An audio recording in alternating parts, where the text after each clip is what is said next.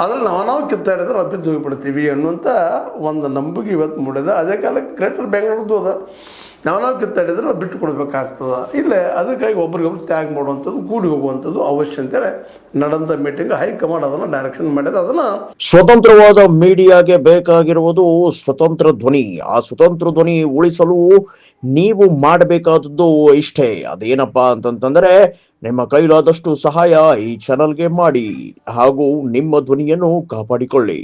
Press ಮುಂದೆ ನಮ್ಮ BY Vijendra ಅವರ ಹೇಳ್ಕೊಂಡಿದ್ದಾರೆ.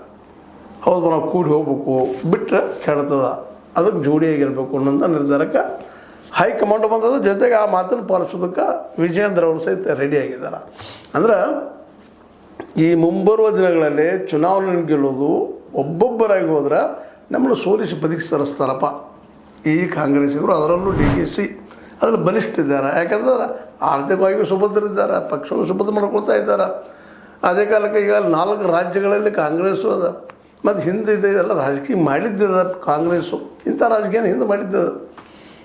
ರಾಜ್ಯಪಾಲನ ಬದಲಾಯಿಸೋದು, ಮತ್ತೇನು ಮಾಡೋದು, ಇನ್ನೊಂದು ಪಕ್ಷದ ಹಾರಿಸ್ಕೊಂಡು ಬರುವಂಥದ್ದು, ಪಕ್ಷಾಂತರ ಮಾಡ್ಕೊಳ್ಳುವಂಥದ್ದು, ಬೇಡದನ್ನು ಹೊರಗೆ ಹಾಕುವಂಥದ್ದು, ಅನೇಕ ಕೆಲಸಗಳು ಈಗ ಕಾಂಗ್ರೆಸ್ನಿಂದ ಆಗಿದ್ದಾವೆ. ಅಂಥದ್ದು ಮಾಡ್ಬೋದು. ಯಾಕಂದ್ರೆ ಸಿದ್ದರಾಮಯ್ಯರಾಗಿದ್ರು ಸ್ವಲ್ಪ ಎಲ್ಲೋ ಒಂದಿಷ್ಟು ಆದರ್ಶ ಇರ್ಬೋದೇನೋ ಅಂತ ನಾವು ಲೆಕ್ಕ ಹಾಕ್ತಿದ್ವಿ. ಆದರೆ ಇವ್ರು ಇವತ್ತಿನ ರಾಜಕೀಯಕ್ಕೆ ಏನು ಬೇಕು ಅದೆಲ್ಲ ಅದ. ಕಾಂಗ್ರೆಸ್ ಮತ್ತು BJP ಇಲ್ಲಿ ಏನು ಶಾರ್ ಅವರು, ಕಾಂಗ್ರೆಸ್ನಲ್ಲೇ DKC ಅವರು ಎಲ್ಲ ಮಾಡೋ ರಾಜಕೀಯ ಏನದಪ್ಪ ಅಂದ್ರೆ, ಹೇಗಾದರೂ ಮಾಡಿ ನಾವು ಗೆಲ್ಲಬೇಕಪ್ಪ ಯುದ್ಧನ. ಪ್ರೇಮ ಮತ್ತು ಯುದ್ಧದಲ್ಲಿ ಗೆಲ್ಲೋದು ಮುಖ್ಯ ಅದ, ನೀವು ಹೆಂಗೆ ಗೆದ್ದಿರೋದು ಮುಖ್ಯ ಅಲ್ಲ. ಆ ದಿಸೆಯಲ್ಲಿ DKC ಅವರು ಮೊನ್ನೆ ವಿಧಾನ ಪರಿಷತ್ ಚುನಾವಣೆಯಲ್ಲಿ ಶಾರ್ ಅವರು ಟಕ್ಕರ್ ಹೊಡೆದು ತೋರಿಸಿದ್ದಾರೆ. ಅದೇ ರೀತಿ ಆಗ್ತದಪ್ಪ ಮುಂದಿನ ಭಯ ಇವ್ರಿಗೆ ಕಾಣಲಿಕ್ಕತ್ತದ. ಹೀಗಾಗಿ ಇಬ್ಬರು ಒಂದಾಗಿ ಹೋದ್ರೆ ನಾವು ಉಳಿತೀವಿ, ಶೇಪ್ ಆಗ್ತೀವಿ. ಇಲ್ಲಾಂದ್ರೆ ಇಲ್ಲ.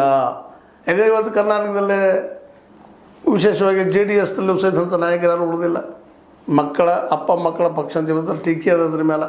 ಇನ್ನೊಂದು ದೊಡ್ಡ ನಾಯಕರಲ್ಲಿ ಬಂದು ಸೇರುವಂಥ ಸಾಧ್ಯತೆಗಳು ಕಡಿಮೆ ಇದ್ದಾವೆ. ಇನ್ನು BJPಯಲ್ಲೂ ಈಗ ವಿರೋಧ ಪಕ್ಷದಲ್ಲಿ ಇರುವುದರಿಂದಾಗಿ ಕಾಂಗ್ರೆಸ್ನ ಯಾರು ದೊಡ್ಡ ನಾಯಕರಾಗಲಿ ಇನ್ನೊಂದು ಪಕ್ಷ ದೊಡ್ಡ ನಾಯಕರಿಗೆ ಬರಲಿಕ್ಕೆ ಸಾಧ್ಯ ಇಲ್ಲ. ಅದರಲ್ಲೂ ಈ CPI CPM ಕಮ್ಯುನಿಸ್ಟ್ ಪಾರ್ಟಿಗಳು